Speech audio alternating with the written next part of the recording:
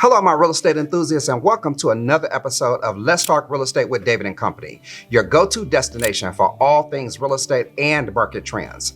Of course, I'm your host, David Washington, and today is a bit of a special episode. Instead of me being the one asking the questions, I'm stepping into the role of the interviewee. And guess who's going to be giving me the grill? That's going to be the none other Norma Stanley. Now, if you're not already familiar with Norma Stanley, she is an expert in public relations, a singer, a songwriter, and a mother of a special needs child, which has prompted her to create her awareness group, helping parents with special needs children. I am beyond excited to have Miss Stanley here with me today, turning the tables and diving into the story behind Let's Talk Real Estate with David & Company and everything that goes on behind the scenes. But before we jump into this interview, I want to make sure that you hit that subscribe button, click the notification button, and give this video thumbs up if you're as pumped up as I am to see what's going on with me being interviewed. Ms. Norma Stanley, the floor is yours. What burning questions do you have for me today? Okay, David, I am so excited to be here. I do have a few questions for you that I think you as an expert can only be the one to ask these questions. So number one, can you share some insights into the common challenges that homeowners face when dealing with foreclosure and how your expertise, specifically as a real estate broker, helps them to navigate these difficulties? That's an excellent question, Norma. So I can give you three different things that people are dealing with. Number one is fear. They're fearing what's going to happen. They're thinking that, okay, I've lost a job, maybe I've gone through a divorce, whatever the case may be, but now the mortgage company is calling. They're sending letters. Yeah. People are driving by their home, knocking on the door. So fear is one thing, the fear of losing the place that you've called home for however many years that you've been there. That's number one. The other thing is being ashamed. Do you know, a lot of people go through being ashamed of their situation because at one point when they bought their property, everything was great, good credit, down payment, they were able to afford their monthly payments, and then something happened. And especially if you have a spouse or if you have children or other people that's living in your home and dependent on you, or they're used to seeing you at a certain level in life, and now here all of your stuff is being taken away. So being ashamed and fear are the two things. Now, what I do is I have created systems to simplify the process. There are thousands of homeowners facing foreclosure on a monthly basis. Depending upon what state you're in, the foreclosure process can be very aggressive. Georgia has a very aggressive foreclosure state. A lot of the southern states do. The foreclosure process is quick. The foreclosure process is really mainly for the borrowers. The borrower's rights are not as protected as the lender's rights. So places where the foreclosure process is kind of fast, those are going to be more creditor-friendly states. If there's a non-judicial foreclosure, which means the process is, there's no court process involved. Being in a courtroom gives homeowners the opportunity to argue their side, what got them to this situation. But if you're in a state where the process is non-judicial, it's quick, you're on the phone talking to a mortgage company, you're talking to a representative, they're reading a script, you don't really know what to say. A lot of times people make mistakes by giving too much information and not really, because of course they're thinking the mortgage company is there to help them. It's saying it on the ingredients, we're here to help. And in the reality, they're here to assist you with a certain level of help. But it will be a conflict of interest for them to help you in a manner in which they're projecting on their voicemail. So a lot of folks give too much information. Some people know that their circumstances are bad, so they just don't bother to talk to the lender at all. They just ignore the letters, they ignore the phone calls that come in, and because they don't know what to say. Yes, I lost my job and I have no money. So if I have nothing to pay you, then what are we going to negotiate? Right. Applying for a loan modification or a forbearance agreement or something, that requires paperwork. They have no job, they haven't filed tax returns. So the reality of it is people are ashamed. They're in fear because they don't know what to say. So my process simplifies it to the point where we want to identify homeowners and let them know that, yeah, you are this is a situation that you're in. However you got there, we don't care about that. We're not interested in you being ashamed or being embarrassed, because we're here to actually provide resources for you and to be able to make this process as seamless as possible. So I know how to talk to the mortgage companies. I know what to say to them, what not to say to them. One of the biggest mistakes people make is giving too much information to the mortgage companies, and that's okay. We're here to guide you every step of the way, and my systems provide that mechanism to be able to help homeowners. So I've created systems to where we can collaborate with hundreds of people at one time to be able to give everybody the sense of security and a sense that this can be resolved, regardless to how many people that we're dealing with and regardless to what part of the United States that you're in. Well, I mean, because of your expertise and your unique focus on this particular area, I think it's a perfect way of helping people who need this kind of assistance understand the value of what you do. So let me ask you this. In your experience, what are the key factors that contribute to successfully preventing a home from being foreclosed? And how do you guide your clients into these places, these strategies? Being proactive is the main way. I create a lot of content on all of my social media platforms to let people know that there are things that they can do to avoid even going into a foreclosure state. Okay. But the reality of it is a lot of people will not contact me until they're in the 11th hour. So one side of my business handles crisis because we are a crisis management company specialized in dealing with clients that's dealing with a foreclosure. Like I just received a phone call from a client as I was on my way to the office, and they are being auctioned tomorrow. Right. Now, he's reached out to me a couple of days ago on social media, but he was very vague with his circumstances. I told him I would need to actually talk to him. Even though he may have a strong argument in his opinion, he wants to file a lawsuit against the mortgage company because he's believing that his loan is a fraudulent loan, and a lot of people believe that. You know, I'm not going to really get into that. At the end of the day, when you started making payments, you became complicit, or not necessarily complicit. You agreed that this was apparently a legitimate mortgage at one point. Okay. So now, later down the road, you're listening to some sovereign citizen or somebody is telling you, oh, the mortgage company is bad and they're doing this and they're doing that, and that's great. At the end of the day, I want people to be happy in life. That's my greatest goal. If I could snap my fingers and make everybody on this planet have the things that they want in life to be happy and comfortable, I would love to be able to do that. But the reality of it is, you're in this home at this point. If you have another place to go stay and have a roof over your head and have that security, that's great. But the average person is not there. So what we want to do is we want to help people achieve their real estate goals, which in this case may be getting the property out of foreclosure. But we also want to provide you with enough knowledge to where if you see something happening later on down the line, in a 10, 15, 30, or even 40 year, now you can go get a 40-year mortgage. Something is bound to happen in life. We want people to know what to do in the event that that happens. So the only way to do that is through education and being proactive. So to answer your question, having people be proactive to be able to avoid the foreclosure is really the best way. If you know that you're going to be struggling to make your mortgage payments, it's good for you to be proactive. A lot of people in reality don't know a divorce is going to happen. That's right. Don't know a death in a family is going to happen, or a car accident, or any life-changing issue that at a snap of a finger can change your whole future just like that. They don't know that. If they did, they'll have crystal balls, they'll be multimillionaires, hitting the lottery, whatever. That's right.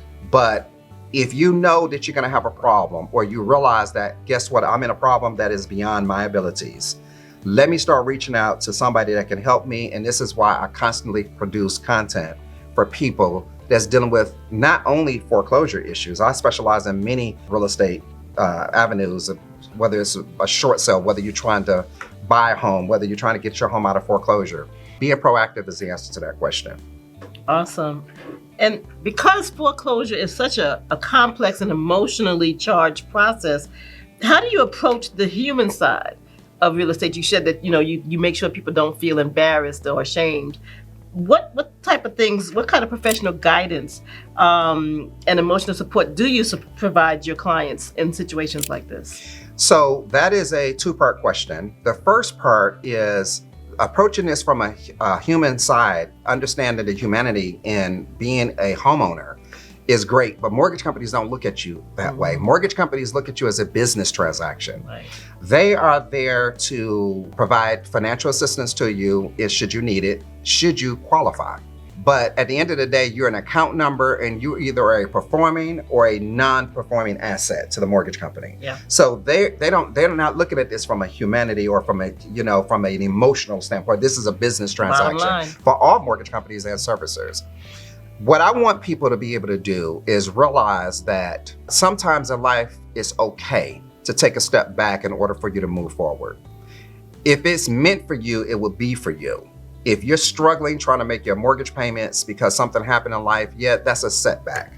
And there are many programs out there, it just depends on what kind of loan you have and what mortgage company you're working with. So again, mortgage companies look at homeowners as a business transaction because that's what it is. When you're dealing with some challenges, and I mean, just imagine you're in your home, you've been making these payments, you're comfortable, everything is going great for you. This is the place you lay your head. This is the place where memories are created. This is the place of achievement. That's being a homeowner is a sense of achievement. Yeah. And now all of a sudden it's that achievement is being threatened with something that's beyond your control. It's beyond my control that I got COVID. It's beyond control that I had a parent die, or whatever the case may be that got me here. What can I do to protect my home? Because you're emotionally connected to this property. We treat our transactions, we understand our clients is emotionally attached to their property, and they should be.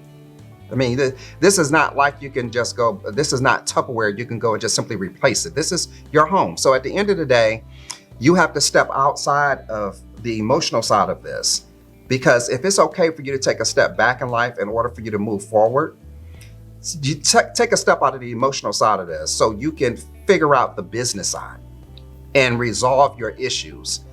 Being proactive is number one, but knowing what to do. And knowledge is power, but it means nothing if you don't know what to do with that knowledge. And this is why I've created these systems, and I'm creating through my social media platforms the knowledge of what to do should you find yourself in any type of real estate related circumstance. And you have, again, unique expertise in this area beyond foreclosure. So you're known for offering specific and other real estate services. Can you highlight some of these unique services and how they cater to the diverse needs of your clients? Absolutely. So real estate is something, shelter is something that everybody on this planet have to have, right? Shelter. Sometimes we're placed in situations where the shelter is not something we want. Maybe you got into a roommate situation and you absolutely hate your roommate later, or they hate you, or whatever the case may be, or a marriage, or whatever the case may be. What if you're trying to buy a home and you've gotten denied from the bank, you got some issues, or maybe you need to get into another home because you're just getting out of a divorce, or you had a death in the family. Again, sometimes in life you have to take a step back in order for you to move forward. Right. What if you're an investor and you just ran into a piece of money, or you have the ability to borrow all of a sudden and you're trying to find that perfect property? What if you are a homeowner already and your home is underwater and you have to sell your home on a short sale in order for the transaction to work?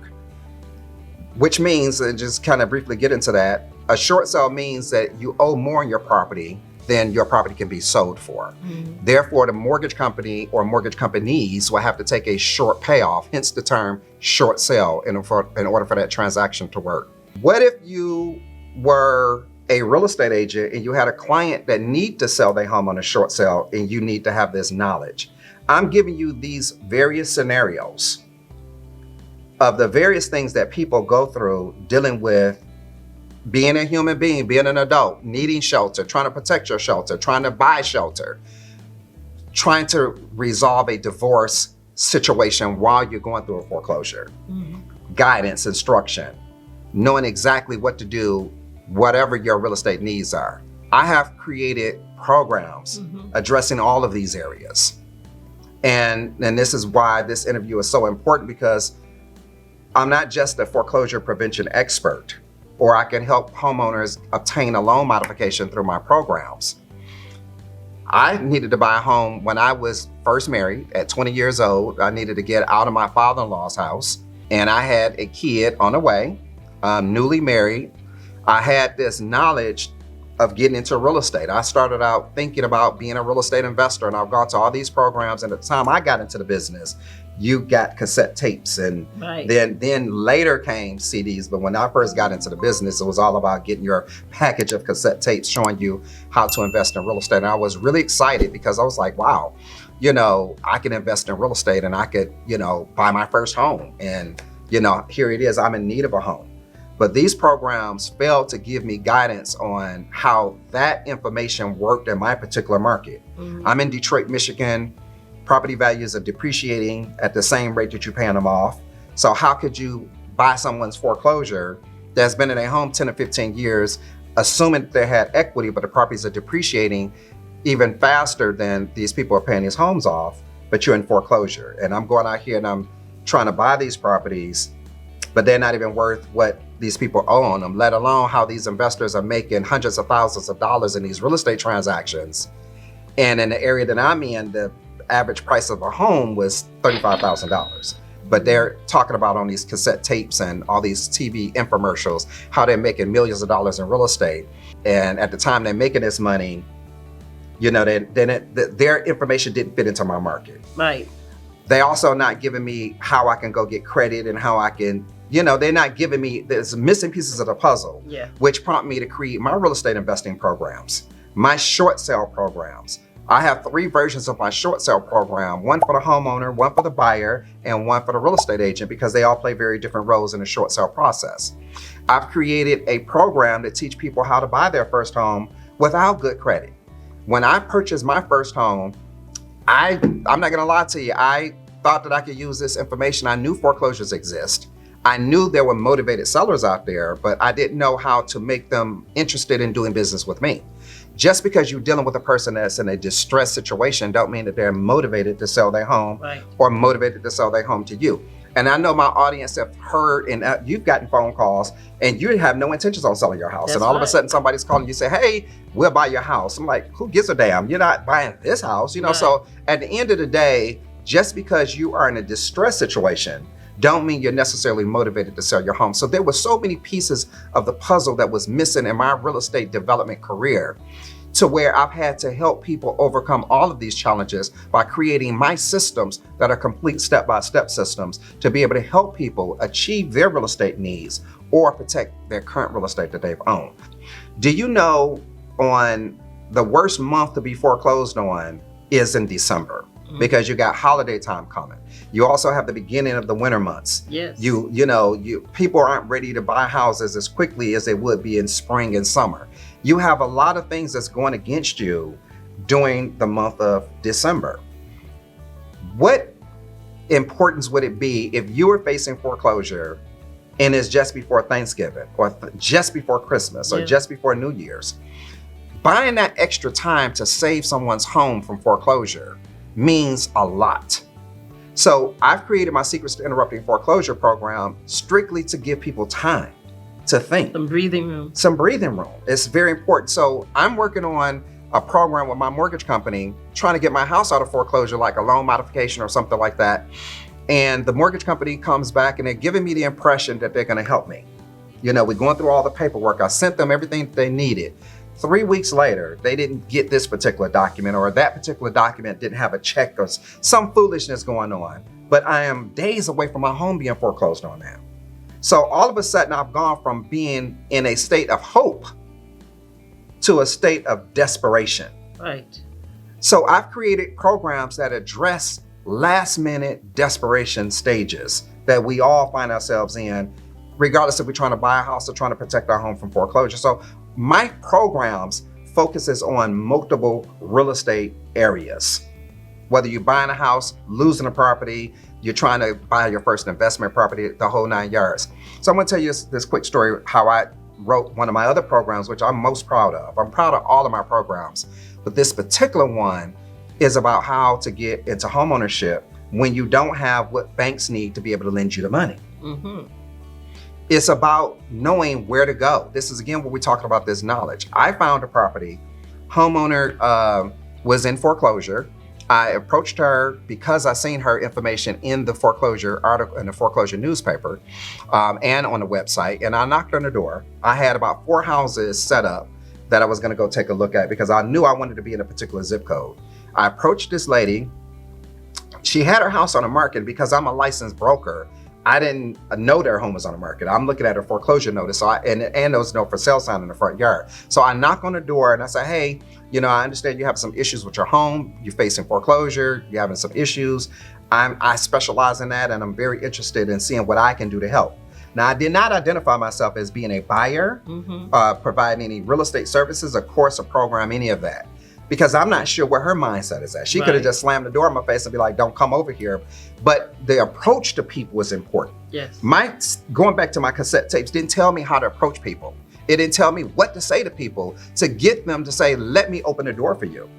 So because I presented myself, now I'm a man, she's a woman. I didn't see anybody else in the property. I didn't know if she was intimidated, but the way I approached her was very helpful to making her feel confident and comfortable to continue this conversation with me. So she opened the door, she invited me in. She said, listen, I got my house up for sale, and yes, I am in foreclosure. I'm interested in selling a property.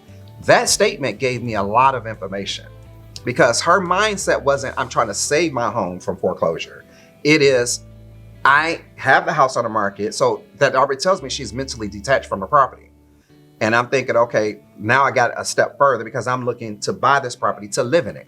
I didn't care about no equity. I didn't care about how much money she was behind the paper. I didn't care about that. So when she started telling me what her circumstances were, I found out she was $80,000 behind on payments. That didn't scare me either. So we started talking about what kind of loan she had. She had an FHA mortgage. I was like, okay, great. I know FHA is good. They have different modification programs. You can assume FHA mortgages. So now I'm another step ahead.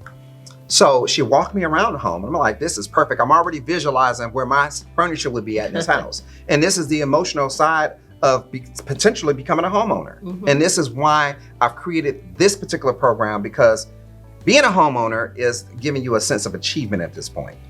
So now all these creative juices are going through my head, how I can do different things on the property, whatever.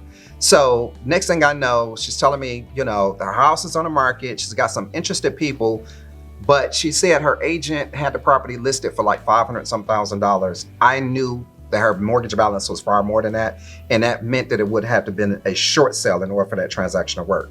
Clearly her agent wasn't a short sale expert. There were no pending offers. There was no short sale process underway. And we're too close to foreclosure to even start the short sale process. So I knew that there was gonna be a dead end. So make a long story short, she told me that if the listing was due to expire in the next few days, she had 3 weeks before the foreclosure sale. I said, okay, well, what I'll do is I'll let your agent do her job and I'll come back. And by the way, here's my contact information. You give me a call if anything changes. If not, I'll just come back and check on you. Now, I didn't get her phone number, but I gave her mine because I'm not trying to, because if her agent is a realtor and I'm a realtor, I'm not trying to offend her agent or any of that kind of stuff. I'm dealing directly with the homeowner, and she told me the listing was getting ready to expire. A few days later, I was praying to God when I woke up that morning. And when it's meant for you, the doors will open. It will be for you. I got no phone calls from her. So I said, let me go over there and follow up. Now, I didn't look at any other properties when I left that property, nor did I look or think about any other properties. In my spirit, I knew that home was for me. And I went back over to the property. The property is completely vacant. She's already moved out. I'm like, damn, you know, what's going on? So I'm like, what am I gonna do? Because I didn't get her information. I only gave her mine. No remnants of anything. It's just completely moved out of the property. So when it's meant for you, it's for you. And I just did a video on this not long ago. I heard something say, open up the mailbox. The only thing that was in that mailbox was her Verizon cell phone bill. Now, you know, you're not supposed to open people's mail, but I was desperate. I opened her letter, her Verizon cell phone bill, because I also have Verizon and I know the phone numbers, the full phone numbers printed on there. And I called her standing right there at that mailbox, and this is how the conversation went. She says, oh my God, are you still interested in a house? Because I've already moved out and my agent, you know, it worked out just the way you said. And I said, well, I was waiting on you to call me. She said, David, I lost your number. And I didn't have a, so she didn't even think how I got her number. She wasn't even, so we started negotiating. Make a long story short, we ended up meeting the next day. I gave her X amount of dollars. It really wasn't $80,000. And I bought that property subject to. And that's been 6 years ago, and the rest is history. Now, keep in mind, I had bad credit. I had a bankruptcy on my credit report. I did not have a lot of money. I got this property with $3,500 out of pocket, and I had to scrape up pennies and quarters to get to that other $1,000 that I was short, but I was able to do it. And the rest is history. So I got into the property, took it over subject to, applied for a loan modification, and the loan modification was approved. So like I said, at the time, my credit was shot, and I knew I had to start building my credit and getting myself in a position to where I could actually go and secure my own financing. And lo and behold, a year and a half later, I was able to get all that stuff done. I did utilize a short sale. because remember she owed 600 and some change, like $654,000 balance in his property. The circumstances were right for the situation that I was in and for the stage of real estate that the market was in at that point. I was able to negotiate a short sale with the lender. And because they made a mistake in some paperwork, I actually filed a lawsuit against her lender and forced them to reduce that balance in a short sale settlement because they made a fatal mistake, like a lot of mortgage companies do. And again, going back to a question that you asked earlier, making people feel secure about their circumstances, because it's little details that a lender could make a mistake, a servicer can make a mistake, and can change the whole outcome of your situation. Now, I wasn't interested in trying to get that property free and clear. My job is to use the mistake that the lender made as ammunition to force them to accept a reduced payment. And ironically, I was able to qualify for my own financing. They lost their lawsuit and agreed to withdraw if I was able to secure financing, and we agreed on $305,000. And that's how I was able to go get a first-time buyer FHA loan for $5,000, for the $305,000 that I needed to buy my home, and the rest is history. Every situation is not requiring you to sue a mortgage company. It's just that there are RESPA, which is real estate settlement procedures. There's truth in lending. There's all types of government laws in place to protect consumers when mortgage companies make mistakes. They can't make certain mistakes. It's just, you can make a mistake, but there's certain things that mortgage companies cannot do. And when they do make these mistakes, because whether they're negligent or whatever the case may be, then you can use that for your advantage. And it just worked out perfectly. So I've gotten hundreds of people into all kinds of homes with challenging credit without being able to go directly to the bank up front, without being able to come up with a large down payment, without verifiable income, and become homeowners. So I teach that in this course, and that's what motivated me to write this particular course, which is my home buyers program, which is one of the programs I'm most proud of because I'm a living testimony of that. And of course, I've acquired other investment properties over the years, utilizing some of the techniques in the same program. So it's about really helping people achieve their real estate needs and being able to provide them with shelter. So that's the answer to your question. That's amazing, and you answered a couple of questions in your answer. And that one, but that's really cool, because I mean, being creative and having these unique approaches that I think are pretty much outside of the scope of many people who are in real estate. Not a lot of people understand these types of techniques the way you do. So I think this is a real interesting way of approaching, what looks like something that you can't do, but you have found a way through your expertise in your many years, like over 25 years, right? Yeah. Of doing this to make it happen for hundreds of people. So this is really, I'm just learning so much about your expertise, and thank you for sharing. And you know what? And I the other day I had an epiphany. I thought that I was 2 years younger than I really am. I don't know what. And one of my friends called me and said, "You must have been lying to people about your age for so long. You started believing it." And my mother died 2.5 years ago, and I tell you, her death affected me in many ways. At one point, I was actually depressed and didn't even realize it. I'm an only child, and to have to take her off life support and watch her go through what she went through, and so one part of me is extremely angry because she could have made some life changes and habits that would have prolonged her life. And although I know death is a part of life, it sounds okay. I'll give you my condolences when you hear about it through other people, but when it's you, it affects you. And this is one of the things, going back to one of your other questions about bringing the humanity into these situations. You have real life problems in life that affects your outcome of what you do next in life. Bad breakups. I got a cousin right now is going through a bad breakup with his wife, and I've not yet reached out to him, but I plan on talking to him soon, because the way you handle your crisis, we all going to deal with. Everybody on this everybody in this world is going to affect something. It's going to have something that's going to impact them, and life happens. Yeah, life happens, and what you do about it is what's most important. Her death really affected me in a different way. I stopped doing business with real estate folks for 2.5 years. I stopped focusing on my audience. I stopped doing a lot of stuff because I didn't even realize I was depressed. I mean, I one time I found myself just ready to start crying. Next thing, I get extremely angry because I think her death could have been avoided.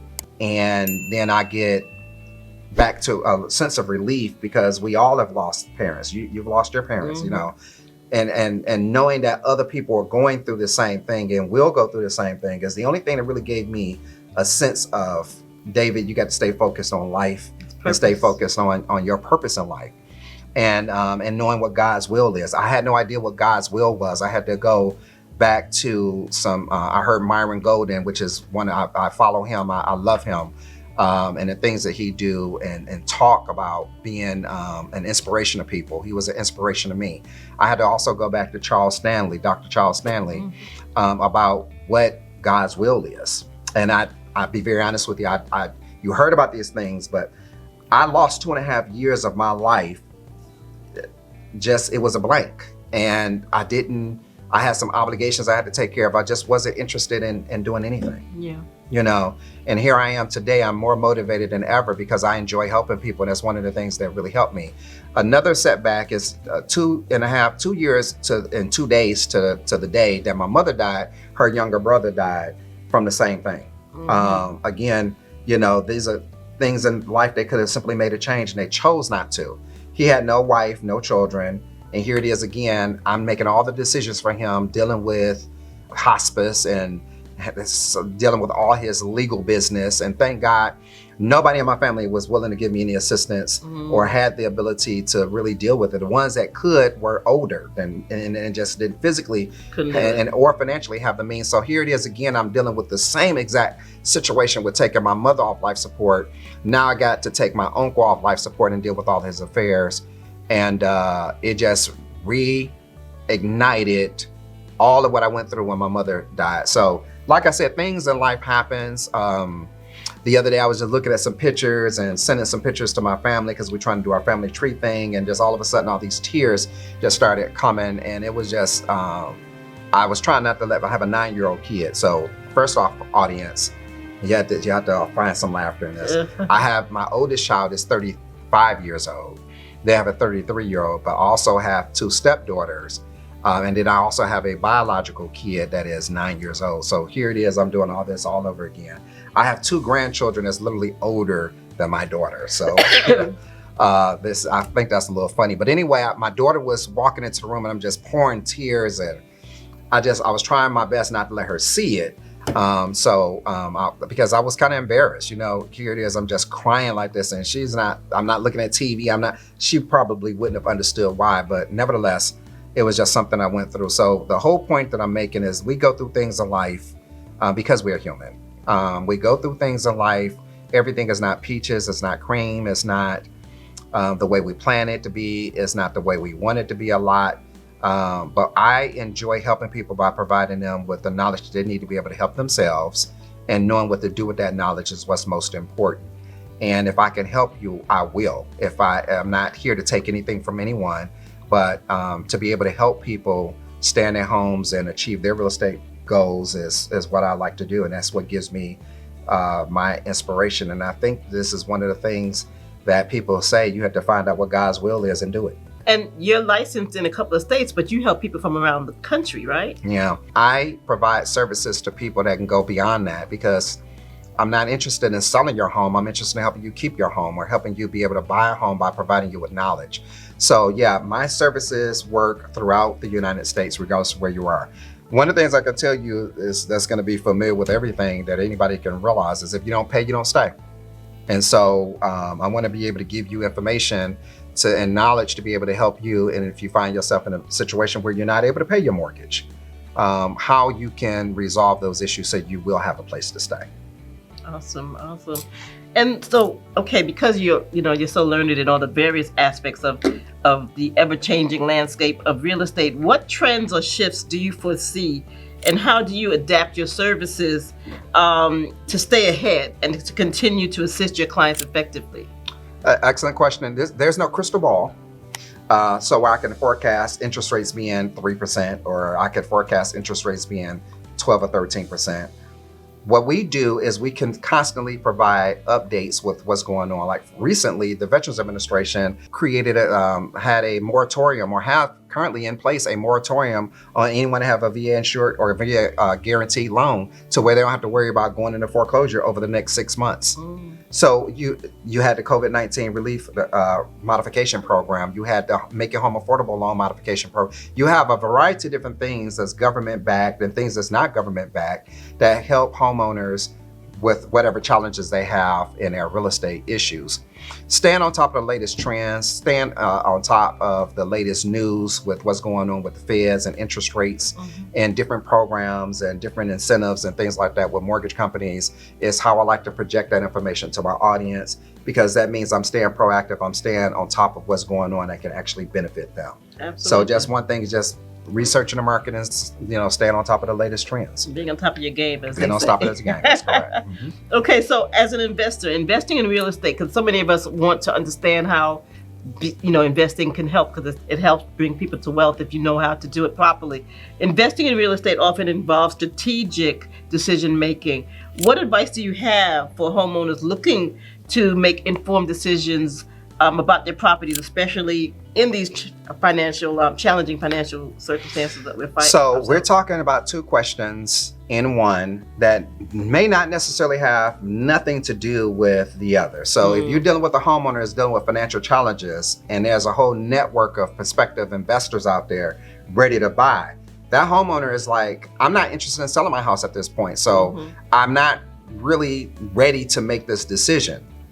The other part of that question is being able to provide homeowners with the thin line between I am in a desperate situation or a distressed situation and I'm motivated to resolve this situation, and I'm stepping over this thin line, and now I'm interested in selling my home to a prospective investor. Investors can move faster than a potential buyer that needs to go get financing.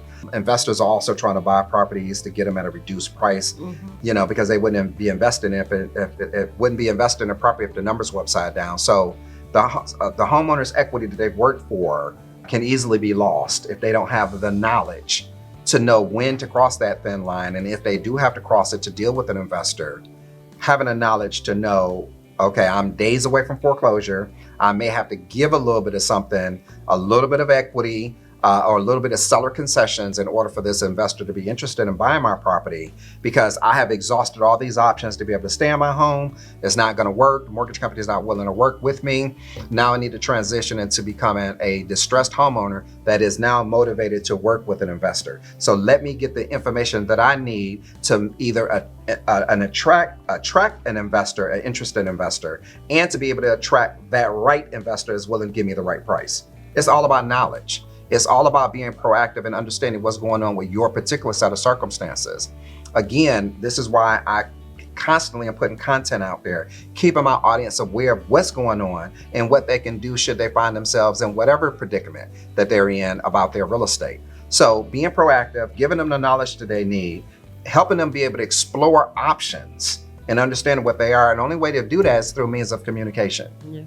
Everybody is not with an FHA mortgage or a VA mortgage, or conventional mortgage. Some people have non-conforming lenders, or they have hard money lenders, or you may have sold a property to someone and you took back the financing. So your actual financial institution is a private individual.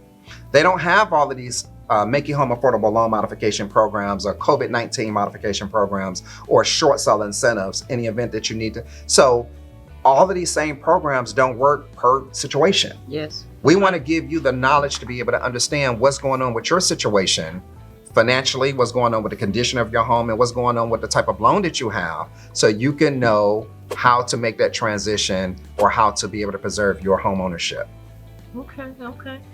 Well, we only have one more question. Okay. And this is for everybody who's out here listening. For individuals who may be hesitant to seek professional help like yours when facing foreclosure, what would you say to encourage them to reach out to you, and how your expertise can, again, make a real difference in their situation? Yeah. Again, there's so many different people out there that's offering services. You have lawyers offering legal services, whether it's a wrongful foreclosure case, a bankruptcy, or a temporary restraining order. You have And then you have homeowners that's doing these things pro se. That means they're working without the aid of an attorney representing them. You have all these different people that's talking about, I can help you when, whether it's a real estate investor or whether it's a real estate agent or whether it's somebody just offering some type of foreclosure prevention services. It can be confusing to people. The only thing I can tell you, should you find yourself in any need of real estate, whether it's investing in real estate or dealing with a short sale or trying to protect your property from foreclosure, where your family lay their heads as well as where you lay yours, is be proactive and find sources like my social media and other reputable people out there that can give you things to do should you find yourself in these circumstances. Cross-reference information that you need. If I'm trying to learn how to do something, I'm very mechanically inclined. So even though I didn't go to school for a lot of things, I know how to do a lot of things. And what I do is I'll research something that I'm interested in and then I cross-reference it with other sources to see if they're telling me the same thing. Everybody that gets into a foreclosure situation or gets into a distress situation, not only are having the challenges of knowing who to choose to get information from, but also they may not be in a financial position to buy that or pay for that attorney's retainer or something to that effect. So a lot of people are in a situation because they can't afford to do something or they're confused. I work a regular job. I don't have time to call 50 different lawyers or, look at David's YouTube channel or, some other person's. And it's just a lot. It's confusing. Researching and cross-referencing the information that's being told to you. Again, as I was talking to the gentleman coming to the office, he had a lot going on, and this man, his home is going to be auctioned tomorrow. His foreclosure process started 2 years ago. Why would you wait now? Because he seen something where his name was taken off the docket, and he's in a judicial foreclosure state. It was there originally. He was going to respond to the judge, but instead of him filing an answer, he sent a direct message to the judge. And probably never saw it. and if he did see it, that's not proper procedure. But he didn't search the case number, which is what I told him. Did you look at the case number? He said, no, I didn't. I looked at my name and I didn't see anything there. So he assumed that whatever message he sent to the judge, that was enough for them to take it off the record. And of course it wasn't. Now you are 1 day away from your home being auctioned. He's already skipped all the legal process. The court hearing there's already a default judgment entered in the lender's. He's already skipped all that 2 years later. And you see my video yesterday, and now you're trying to figure out so giving people reality checks is unfortunately what I find myself doing, because what did you do in 2 years? Did you, just because you didn't see your name on the docket, why did you feel that there was no dismissal? There was no, you should have jumped on it right then and there. You should have jumped on it there. So I like to be as forthcoming with people as I possibly can by giving them real-time, up-to-date information, factual information. And so that would be the answer to that question, is being able to be proactive and giving people realistic information about what's really going on. So other than your social media, how do people get in touch with you to learn more about your courses and the things that you're offering through your system? So all of my social media has contact information, whether it's a website or what have you. Yes, we have an office number. You can call here, but that's not the way I like for people to originally approach me. Depends on what their circumstances are. I can only deal with one client at a time. We do have other agents and people that work for us here. And the thing is if you sign up for a free training, if you sign up to do a quick quiz on your circumstances, they'll give you the right choice that you should. This gentleman couldn't qualify for a loan modification, for instance, because you've already passed that process. So when you call in the office and you're trying to ask for a loan modification or something that's going to be able to keep you in your home, you've exhausted that time is already. So as always, look at my social media and click on a link. There's going to be a link below this video where you can get access to us. Our contact information is there, website, things of that nature. So because it's so many different areas of real estate that I deal with, I like for people to be organized according to the services they need. You have some courses coming up, some trainings, don't you? I do. Okay, cool. I mean, I would think that people would really want to jump on those trainings. Is there any information yet you can share about any of that? Yeah, so for real estate investors, I'm doing a training that is going to be strictly about real estate investing and how to buy properties subject to no money down. We're going to have some guest speakers on there that's going to talk about getting business credit, things of that nature. So click on the link below. That link is going to give you the sign up page where you can actually sign up and see a little snippet of what you're going to learn on that particular training. Again, because in this video we're talking about so many different areas, I'm going to have different links connected to those particular services. We are doing automated training, but I like for people to be able to ask questions, those burning questions for folks. Only I can give you answers to, or only the special guest that we're going to have that's talking to folks will be able to get answers to. So look out for the links in this particular video, and you'll definitely know how to get in contact with us and sign up for this free training. Well, awesome. Well, thank you, David, for sharing your invaluable insights and your foreclosure prevention and unique real estate services, and all the information that you shared today. It really is invaluable. Your dedication to helping people is evident, and we really appreciate. I've been in that space a couple of times. I know how scary it is. Mm-hmm. Thank God, I've been in my house now over 30 years. It's paid for, but I have been there, so I know that's a very, very scary place to be. And so for you to be able to assist people at that nth hour, that makes sense. Mm-hmm. That's a blessing. And I know you've been a blessing to many people. So, we just thank you for your dedication to this effort, because I don't think there are too many people who are out here doing what you do. Yeah, and speaking of a home being paid for, if you don't pay your property taxes, your home could still be foreclosed that's a whole other on. thing. If you don't pay your HOA dues, there are certain things in the covenants that says your HOA has the authority to sell your home. It's just that it never goes. The real estate thing is ever present. That's true. You have to really be on top of all of that. Yeah. So your real estate is just not a structure. It is a place where memories are created. It's a place where goals are, inspirations. Imagine yourself sitting around having Christmas dinner or having family dinner. This is a place where people call their homes, and our goal is to either help you achieve that by helping you get into a home, or helping you be able to preserve the home that you're in, or helping you get out of a property. A lot of times our clients need to just get out of their homes in order for them to get into another property that's more affordable, or they may have some bad memories of this particular property. It's all types of things that people go through. And I want to be able to provide services to them. So thank you so much for in doing this interview and thank you so much, audience, for tuning in to Let's Talk Real Estate with David and Company. This is my best friend, my public relations lady. This is the one lady that can kind of do it all, the Miss Norma Stanley. Thank you so much for this interview. Thank you for sharing. And I look so forward to prosperous things moving forward. This is 2024. This is the year that's going to be manifesting a lot of beautiful things in a lot of folks' lives, and I want to be a part of helping people achieve whatever it is they're looking to achieve, make money, being the maximum I can be for people. And I enjoy seeing people have smiles on their faces. Yeah, so again, audience, thank you again for tuning in to Let's Talk Real Estate with David and Company. I'm David Washington. This is again Norma Stanley.